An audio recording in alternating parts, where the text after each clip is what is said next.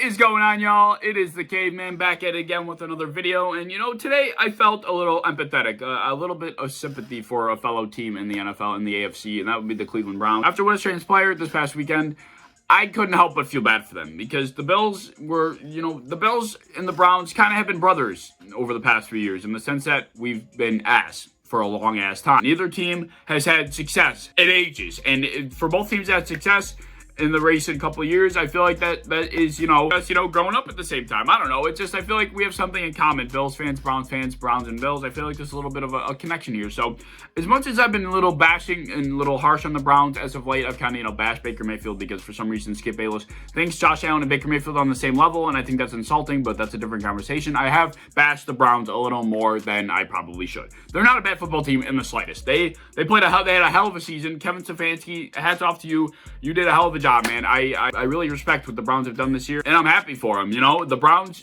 to find success like that, I know that feeling. Bills fans, we went through that just last year. We finally found success last year. We found our footing. I feel like I would equate the Bills team last year and the Browns team this year. Those are the kind of similar teams and some similar situations where, we're both finding our footing. We're both proving we can play some ball. We're both showing improvements. We're both, going to be dangerous in the next couple of years. I feel like the Browns definitely are, and that's kind of what they were showing.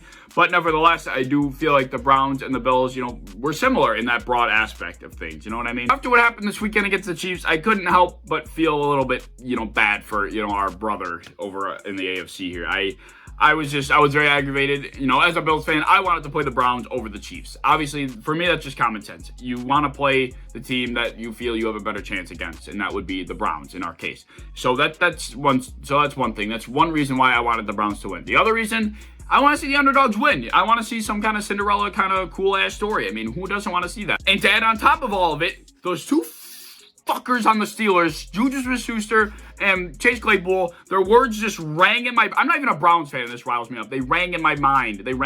So Juju goes before their playoff game, before they get blown out, before the Browns blow their asses out in the wild card game. He goes, the Browns is the Browns in a pre-game interview. Like, what a moron. What an idiot. Well, you're an idiot, dude. You are dumb. You are just stupid.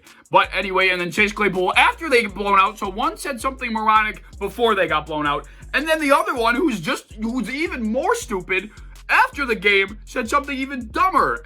On IG or TikTok Live with all his 13-year-old dancing followers, he goes, the Browns are going to get clapped next week anyway, so it doesn't even matter. Like, shut up. Shut up. So on top of me being a Bills fan and me just wanting to see the underdog come out on top, these two dumbasses made me want the Browns to win even more. Consider me a Browns fan for a week. So I watched this Chiefs game in the viewpoint of a Browns fan. I did not think the Browns had much of a chance in this game. I really didn't. I thought the only way they won that game is by, really running the ball well, and they really were not able to do that, which is what put them behind the 8 ball in the first place. They really could not run the ball whatsoever. I did not think the Browns had much of a chance in this game, but anybody has a chance. They got there. They didn't get there by mistake. The Browns got there because they worked hard and they played good football, and any team has a chance in a playoff game. That's just how it is. So the Browns, they drive down the field, they get 3 points on the first drive. Not a bad drive, but Chiefs came ready to stop the run, and that's exactly what they did, and they were forcing, the Browns offense to move the ball in multiple different ways, and I think that was the biggest downfall of the Browns, was that they were not able to establish the run game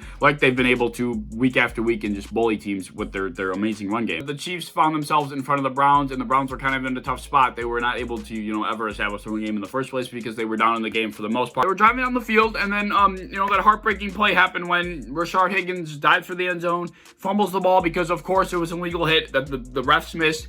There's no doubt in my mind that was an illegal hit. No doubt that the flag should have been thrown. No ifs, ands, buts about it. That was an illegal hit. The flag should have been thrown. I am in no way defending the Chiefs player when I say this, but at the end of the day, do not reach for the goal line. Every player and their mother knows the risk of reaching for the goal line, and that was the risk that he took, and he fumbled the ball. Who knows? Maybe he fumbles it if he doesn't get hit in the head. I don't know. I personally don't know. I felt, annoyed by that. I think that rule is stupid. I'm not sure how they would change the touchback rule. I think it's stupid. I don't think it should be a touchback. I don't think it's... I don't know. I don't know how they change the rule. It's a dumb rule. But at the end of the day, the rule is the rule, and I get it. It was an illegal hit. But the advocate side of me, the hardcore football fan side of me is just kind of saying, don't reach for the goal line there. Just take what you got. You know what I mean? That's part of me. That was what my gut was telling me at that very moment. But to say that the Browns didn't get their fair shot later down the line would be a little bit of an understatement. So I feel like that's kind of a wash for what happened to the Chiefs. I think, the Browns might have gotten cheated on the goal line with that touchback play, but the Chiefs also lost their all-star quarterback, which you never want to see.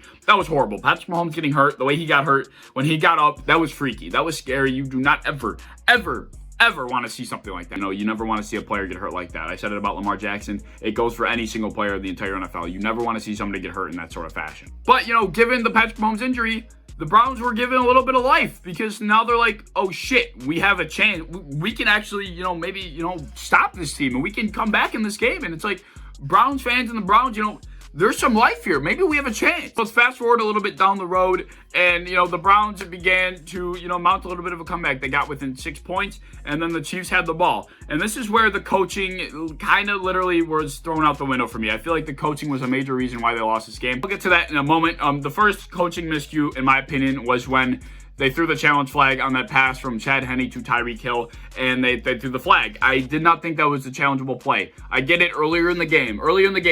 The Browns missed a challenge opportunity when a Chiefs player dropped the ball. It was called a completed pass, but the dude did drop it upon replay, but the Chiefs were able to get to the line and run the play before the Browns could throw the flag. It was deja vu. It was literally the same exact play. The Chiefs got to the line to make sure they couldn't review it, but Kevin Stefanski threw the flag before they can hike the ball. But it was a completed pass, very obviously, to everybody, and I don't think the flag should have been thrown. So that was a very, very poor use of a challenge. They lost a very, very, very key timeout that they could have used down the road. Then Chad Henne gives them the gift. They gave the Browns the gift that they were waiting for. He literally arm punched it. He literally hauls that shit down the field 50 yards into the hands of Ronnie Harrison, the Browns safety, and all of a sudden the Browns have the ball.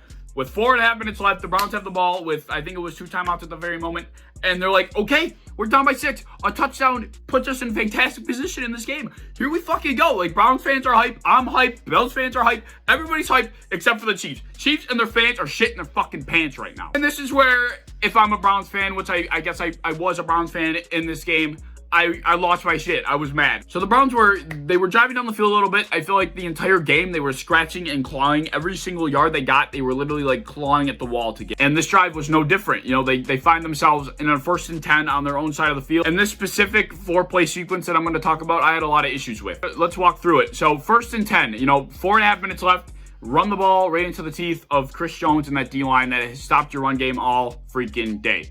Why are you running the ball on that 1st and 10? You have like 4 minutes left in the game. There's not much time left. Why are you running the ball there? The run game hasn't worked all freaking game. Nick Chubb has not had the best game. You do not need to run the ball there. That was a big mistake on 1st and 10. So it's 2nd and 10, didn't gain a single yard. Next play, again, they run a screen pass to the guy that, Nick Chubb is one of the best running backs in the NFL. There's no doubt in it. But the dude could not catch a pass, a screen pass, anything all day. The dude, he just didn't have the hands today. And, they run a play that I think they ran like 3 or 4 other times that didn't gain a single yard before. They ran it again in the most crucial drive of the game. And what happens? They get screamed at. He throws it into the ground. Baker Mayfield throws it into the ground. Another screen pass that doesn't work. And if I want to nitpick, about this drive specifically, why is Kareem Hunt not in the game there? I feel like he's the better receiving back. I feel like he's always been the better receiving back. I don't know why Kareem Hunt was not used like in this game very much at all. This entire game, Kareem Hunt was not a part of the game plan. I didn't really understand why Kareem Hunt needs to be a part of your game plan. He's just as good as Nick Chubb. I feel like they're both very, very, very good running backs. I feel like Kareem Hunt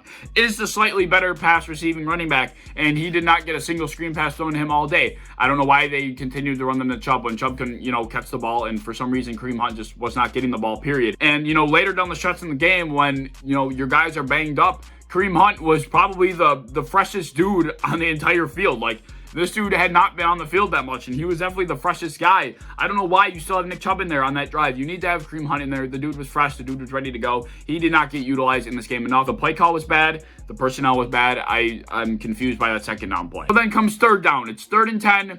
The Browns are in an awful scenario. It's an obvious passing scenario on the planet. And what do the Chiefs do? They send every single person they have on defense at Baker Mayfield, and the dude has to dump it off, and they gain like a yard or something. So, in my opinion, on top of it all, the Browns were not able to move the ball well. But why? Baker Mayfield, as much as I bashed him, has been good. He's been heating up this entire last final game of the regular season. He was heating up. In the playoffs, he's doing very well.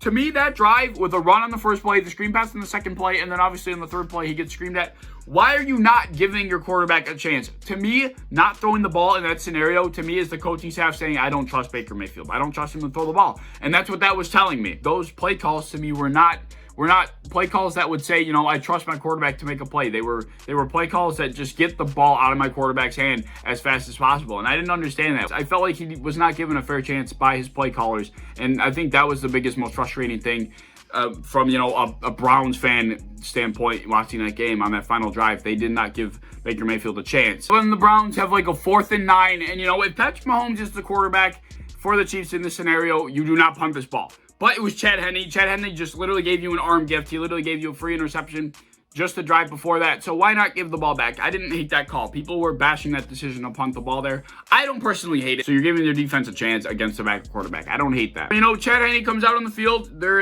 on their own half of the field, and they run the ball a couple times, and then they find themselves in a 3rd and 15 after a sack by, I believe, Myles Garrett. And this is where I would have really collapsed and lost my shit if I was a Browns fan. This is where the Browns would have just locked in my head and not left. 15, I don't know how this happened, but Chad Henne escapes the pocket and runs for like 14.5 yards, and the Browns basically give the game away to a backup quarterback that really, like, you can't let that happen, man. You can't let Chad fucking Henne get 14.5 yards on a scramble when the game is on the line. You cannot give up more than like 8 yards on that play. You cannot.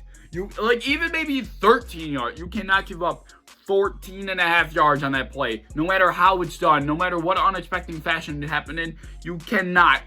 When your life is on the line, when your playoff hopes are on the line, you cannot give up 14.5 yards on that play. My heart dropped for them in that very moment. And then, of course, what do the Chiefs do on the very next play? They get the first down because Andrew Reid's a genius. He makes you think he's running out the clock. He's not running out the clock. Chad Henne throws a flat pass to Tyreek Hill, and he has a first down, and that's your ball game. Not to mention, on that drive by the Chiefs, the Browns only had 1 timeout. You know, they maybe could have had a chance had they not wasted a timeout on that challenge. Had they not wasted a timeout after they got that first down on that sneak. I don't know what the timeout management was about. I was just very, very concerned with the way they play called that final stretch of that game. That play calling, the coaching, and that final stretch of that game was very questionable to me, and I think it really contributed to why the Browns lost that game. But I don't know, you know, it is what it is. I felt bad for the Browns. I felt the need to make this video because, you know, it was just crushing, and I feel like my feelings probably are somewhat mutual to a lot of the Browns fans, and I wanted to express that. Maybe they're completely different. Maybe I sound like an absolute idiot to all the Browns fans out there. Maybe I do, maybe I don't. I don't know. At the end of the day, I want to know your thoughts. I want to know your opinions down below. I think this video might be a little longer than usual. If it is, I apologize, but I had a lot to say about this game. I want to know your opinion down below. If you like the video, like, subscribe, and do all that fun stuff. If you want to follow me on Twitter, go right ahead. You want to turn that bell, that notification bell on to let you know whenever I post a video. Appreciate that as well. But if you enjoyed the video, I hope to see you in the next one, and I'll see y'all later. Peace.